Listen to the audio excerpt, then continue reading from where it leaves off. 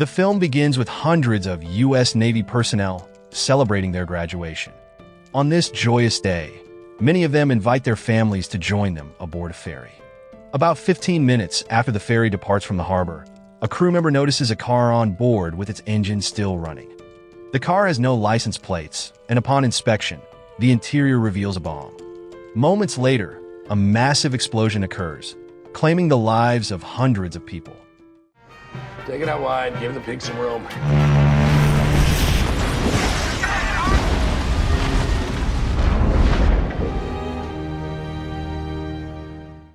Not long after, an A.T.F. agent named Doug Carlin is seen arrives at the scene to investigate the explosion. The site is chaotic, with countless casualties from the tragedy. Meticulously examining the area, Doug uncovers evidence indicating that the explosion was no accident. It was an act of terrorism. During his investigation, Doug is approached by an FBI agent named Paul, who initially inquires about Doug's colleague and friend Larry. Paul is surprised to learn that Larry has been on leave for 2 days and is not involved in the investigation. While inspecting under a bridge, Doug discovers chemical residues from the ferry explosion. Based on the smell and texture, he identifies it as a substance commonly used by terrorists to build bombs. Doug's sharp skills impress everyone on site, as he is able to determine the cause of the explosion well before others do. Back at the office, Doug tells a colleague about a mysterious woman who had called him earlier to ask about someone's identity. Curious, Doug attempts to call her back, but receives no response. As a result, he leaves a voicemail instead. Later, Doug suspects that the bomber likely observed the explosion from the bridge near the scene. When they review the bridge's CCTV footage, his hunch is confirmed, though the footage does not clearly reveal the suspect's identity. Doug's report prompts an FBI official named Jack to issue a formal statement about the ferry explosion, which killed over 500 people. Jack acknowledges that the case will be challenging to solve, as most of the evidence has either sunk into the river or been carried away by the current. The case takes an unusual turn when a sheriff contacts Doug to report the discovery of a woman's body along the riverbank. Initially, Doug assumed she is one of the explosion victims swept away by the current. However, it's revealed that her body was found an hour before the explosion. A preliminary forensic examination shows the woman died from severe burns, but not before enduring horrific torture, including having her fingers severed. Not only that, UV light reveals duct tape marks around her mouth. The woman is identified as Claire, whose father had reported her missing earlier that morning. Without delay, Doug visits Claire's home to gather more information. At that moment, Claire's father explains that his daughter was supposed to pick him up from the airport that morning, but never showed up. They had spoken on the phone the night before, during which Claire mentioned she had a date. Her car has also gone missing. To aid the investigation, Claire's father hands over her house keys to Doug. Inside Claire's house, Doug's attention is immediately drawn to a message written on the refrigerator. The chilling note reads, "Claire can still be saved." Inside the house, Doug discovers several blood-soaked cloths and gauze. He also checks the voicemail on Claire's home phone. The messages are from her father, friends, and even her ex-boyfriend. Strangely, Doug finds out that he, too, is among those who called Claire that morning. To his shock, the mysterious woman who called him earlier turns out to be Claire. That evening, the FBI successfully simulates the cause of the ferry explosion. They suspect that the bomb was placed in a red SUV, but unfortunately, the license plate is unknown. Amid the confusion, Doug reveals that the car belongs to Claire. He explains that the bomber killed Claire to take her car. To cover up the murder, her death was made to appear as if it was caused by the explosion, and her body was dumped into the river. Doug concludes that solving Claire's murder will likely reveal the identity of the bomber as well. Before leaving, Doug notices his friend Larry's car parked in front of the building. This leads Doug to think that Larry has returned from his vacation. However, Jack informs him that the car actually belongs to one of the victims of the ferry explosion. This revelation suggests that Larry may have been on the ferry that morning and is now presumed dead. Overwhelmed by grief for his friend, Doug is approached by Paul, who invites him to join a special team assigned to solve the case. Motivated by a desire to avenge his friend's death, Doug agrees. Doug is taken to a secret facility located near the explosion site. The facility is equipped with numerous monitors, cables, and advanced technology unlike anything Doug has ever seen. Dr. Denny, the creator of the sophisticated machine in the facility, begins their meeting by showing footage of the harbor from 4.5 days before the explosion. Moments later, the team meticulously examines every suspicious individual in the footage to identify the bomber. However, Doug notices something unusual about the recordings. They are not standard CCTV footage. The team is able to examine every corner of the scene without being restricted by the camera's physical location. Paul explains that this is a top-secret government project called Snow White. The footage they are watching is a compilation of images captured by 7 satellites. However, Doug is skeptical. He realizes that the footage includes original audio from the scene, something satellites should not be able to record. Stranger still, the footage cannot be paused, fast-forwarded, or rewound like a normal recording. Additionally, to view an event from a specific moment, the team must begin watching from 4 days prior. Despite his doubts, Doug decides to focus on helping the team identify the bomber. Instead of solely relying on the harbor footage, Doug suggests investigating the people who interacted with Claire before her murder. He believes that solving her case will ultimately lead them to the bomber. As Doug observes the advanced technology in use, he is both amazed and unsettled. The team can see inside Claire's home in incredible detail, unrestricted by physical barriers. Paul explains that this capability is made possible by advanced thermal imaging technology used by the satellites.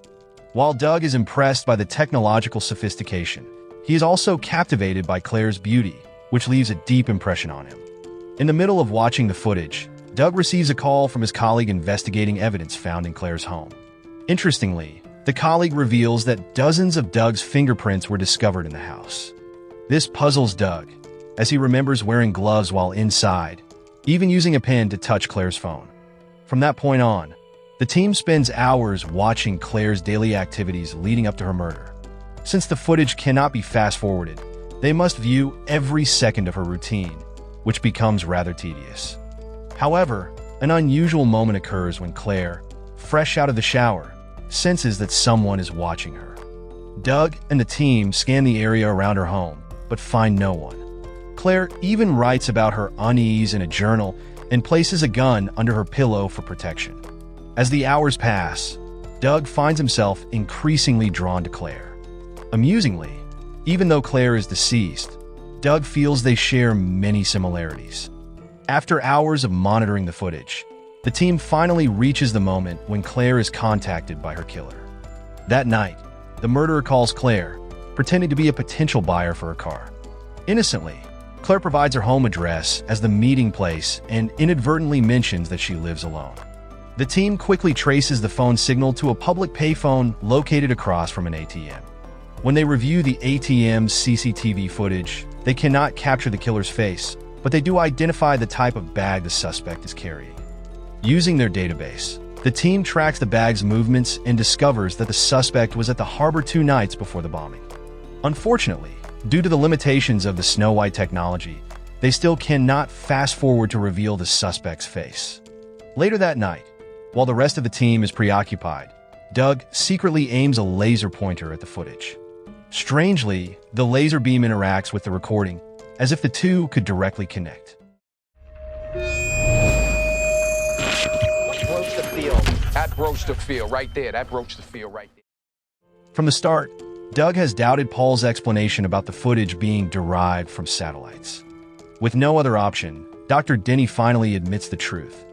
The machine allows them to observe the past based on theoretical physics. Curious, Doug asks why they haven't tried sending something to the past to prevent the tragedy. Dr. Denny explains that anyone attempting to alter fate only ends up becoming part of the events they seek to change. Additionally, every living being sent to the past has died in the process. One of Dr. Denny's staff suggests sending a small note instead.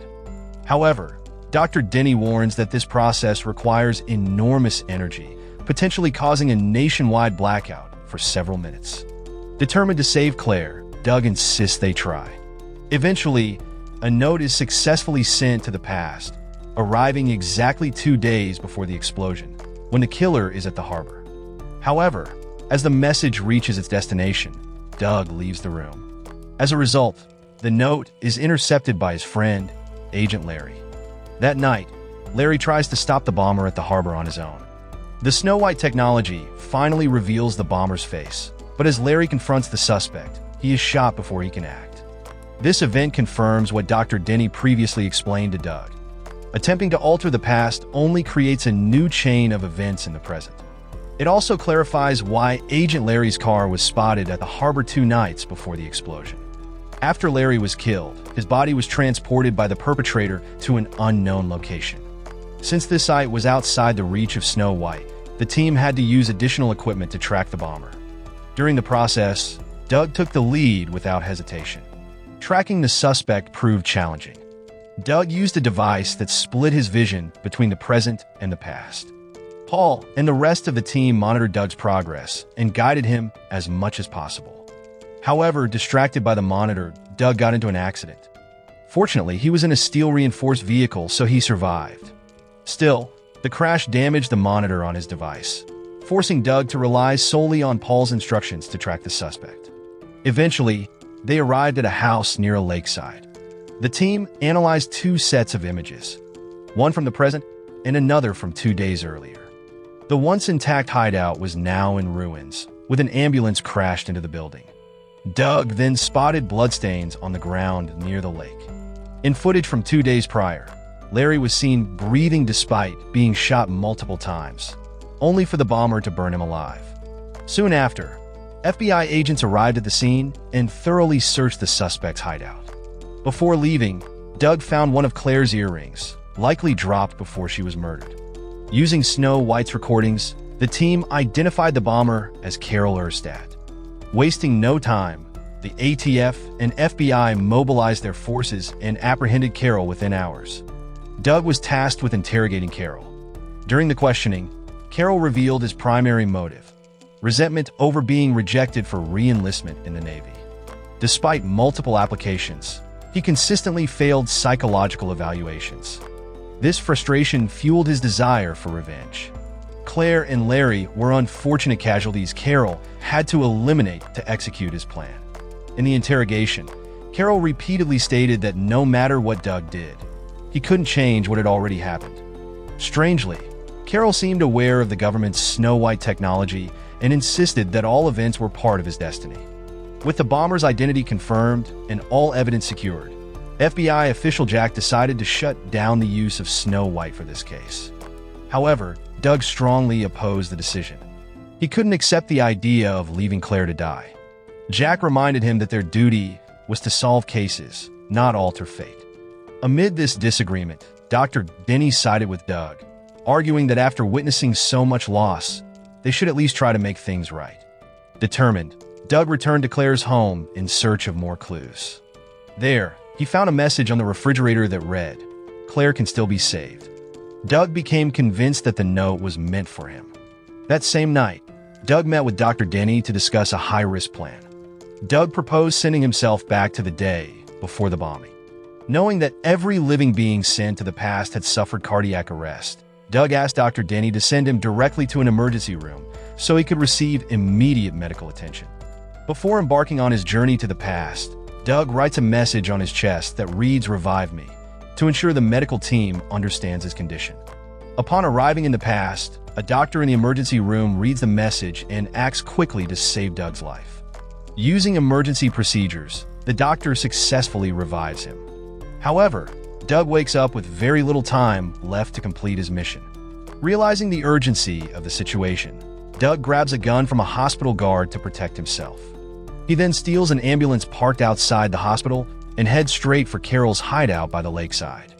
Doug knows he must act quickly to stop Carol's plan before it's too late. At the same time, Claire is being tortured by Carol, who plans to burn her alive. Knowing the danger she's in and racing against the clock, Doug crashes the ambulance into Carol's house. At that moment, Carol fires multiple shots, one of which injures Doug's shoulder. Before fleeing, Carol opens a gas tank and shoots it from a distance, causing the house to explode. Fortunately, Doug and Claire manage to escape the blast alive. When Claire regains consciousness, she initially resists, believing Doug to be her captor. Despite the chaotic circumstances, This marks the first time Doug meets Claire in person. Together, they escape using Carol's car, which is parked in the garage. However, they only have 1 hour and 40 minutes left before Carol detonates the bomb. With limited time, Doug cannot explain the situation to the police, fearing it would alter Carol's plan and potentially hasten the explosion. However, Doug's gunshot wound makes it impossible to continue the mission without treatment. As a result, Claire suggests they go to her house to treat his injuries. Coming from the future, Doug already knows where everything is in Claire's home, from her clothes to her medicine cabinet. This familiarity makes Claire suspicious, fearing Doug might be dangerous. Doug tries to reassure her, explaining that he's an A.T.F. agent and suggests she call their office to confirm. Claire makes the call and inadvertently reveals why she tried to contact Doug the morning of the explosion. With no other choice, Doug admits that he's from the future and has come to stop Carol's deadly plan. However, Doug carefully avoids mentioning that, in the future, Claire is already dead. Once Claire begins to trust Doug, another issue arises. Doug notices that everything in Claire's home is exactly as he saw it in the future, making him believe her fate has not changed. Even more unsettling, Claire puts on the same outfit she was wearing when her body was found in the river in the future. With 40 minutes left before the ferry explosion, Doug and Claire arrive at the harbor. Hundreds of people are joyfully boarding the ferry. Amid the crowd, Doug spots Carol leaving the ferry after planting the bomb. As a result, Doug tells Claire to alert the police about the bomb and forbids her from boarding the ferry to keep her safe. Claire initially agrees to follow Doug's instructions, but notices Carol reboarding the ferry at the last moment. Carol, having seen his car parked at the harbor, realizes that Doug survived the earlier explosion. Doug, unaware that Carol and Claire have boarded the ferry, is on the upper deck searching for a way to neutralize the bomb located below deck. Meanwhile, Claire, thinking Doug is on the lower deck, accidentally crosses paths with Carol and is caught. Determined to ensure the bomb detonates, Carol stays near the car where the bomb is hidden, making it difficult for Doug to disarm it. As time runs out, Carol even shoots at guards attempting to stop him. In secret, Doug signals Claire to start the car's engine. With the plan in place, Doug distracts Carol by pretending to surrender. At the right moment, Claire seizes the chance and rams Carol with the car, killing him. With only 5 minutes left before the bomb detonates, Doug and Claire decide to drive the car into the river to minimize the impact of the explosion. However, police officers, mistaking them for the shooters, attempt to stop them. With no time to explain, Doug orders Claire to keep driving. The car eventually plunges into the water, sinking after being struck by the ferry. Doug desperately tries to break the car's windshield to save Claire before they run out of oxygen. He successfully frees Claire, but when it's his turn to escape, a part of the ferry crashes onto the car, crushing the roof and trapping Doug inside. As the bomb explodes, Claire and the hundreds of ferry passengers survive, but Doug sacrifices his life in the process. Claire is devastated, unable to accept that the person who fought so hard to save her has died. Not long after the incident, an A.T.F. agent is assigned to investigate the case. To Claire's shock, the agent is Doug. Not the Doug from the future who saved her, but the present-day Doug, unaware of the time machine or who Claire is. Knowing this, Claire struggles with whether to reveal the truth to Doug. In the end, Doug tells Claire that he's willing to trust her. And with that, the story comes to an end. Moral lesson from the story: time travel can't fix everything, but it's great for ruining your own day. And if you meet yourself in the past, just act normal. No one likes a time travel show-off.